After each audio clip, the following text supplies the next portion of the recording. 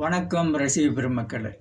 என்னுடைய கைத்திரை சேனலில் நான் டப்பிங்கில் கதை சொன்ன விஷயங்கள் நான் எத்தனை ஷார்ட் ஃபிலிம் பண்ணியிருக்கேன் அப்படிங்கிறத ஒவ்வொரு ஷார்ட் ஃபிலிமாக நான் சொல்லிட்டு வந்துட்டுருக்கேன். இன்றைக்கி பார்க்க போகிற ஷார்ட் ஃபிலிம் என்ன அப்படின்னா அன்னை வயல். அன்னை வயலில் என்கிட்ட ஒரு ஐடியா இருந்தது. என்ன ஐடியா அப்படின்னா, ஒருத்தன் ஒரு வயலுக்கு போவான், அங்கே கொஞ்ச நேரம் உட்கார்ந்து வரும்போது அவன் கையில் அந்த வயலினுடைய மண் அதை எடுத்துட்டு அப்படியே அவுட் போயிடுவான். இதுதான் ஐடியா. எனக்கு அதில் கதையும் தெரியல, ஒன்றும் தெரியல, அந்த நினைவே எனக்கு இல்லை.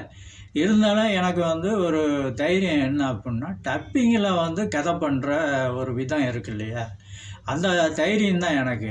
எப்படியும் ஒரு கதையை பண்ணிடலாம் அப்படின்னு சொல்லி தான் நான் அந்த விஷயத்தை நான் வயல்லேருந்து எந்திரிச்சு வரும்போது ஒரு மண் அந்த வயலினுடைய மண்ணை நான் 2 கையாலையும் எடுத்து கொண்டு அவுட் போயாச்சு.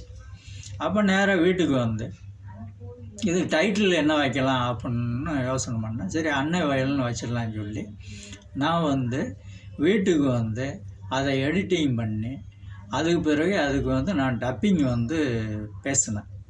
டப்பிங் என்ன பேசினேன் அப்படின்னா, எந்த ஒரு கதையும் இல்லை, ஒரு கான்செப்ட் இல்லாமல் ஒரு விஷயம் வயலுடைய மண்ணை அள்ளி வீட்டுக்கு வந்துட்டேன். அப்போ என்ன பேசணும், என்ன அப்படிங்கிறது உங்களுக்கு தெரியுமா? தெரியாது, எனக்கும் தெரியாது. ஆனால் டப்பிங்கில் ஒரு அழகான ஒரு அழுத்தத்தை கொடுத்து அந்த அன்னை வயலுக்கு உயிர் கொடுத்தேன். டப்பிங்கில் அன்னை வயல்னு ஒரு வயல், அந்த வயலுக்கு உயிர் கொடுத்த டயலாக் என்ன அப்படிங்கிறத என் கைத்திரை சேனலில் நீங்கள் பார்த்தா தான் உங்களுக்கு புரியும்.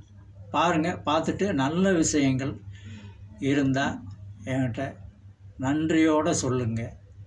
அது சரியில்லை அப்படின்னா என்னைய திட்டுங்க. உங்களுடைய எண்ணங்களை நான் புரிந்து திருத்திக் கொள்கின்றேன். நன்றி, வணக்கம். அடுத்த சீனுடன் சந்திக்கின்றேன் என்னுடைய சேனலில்.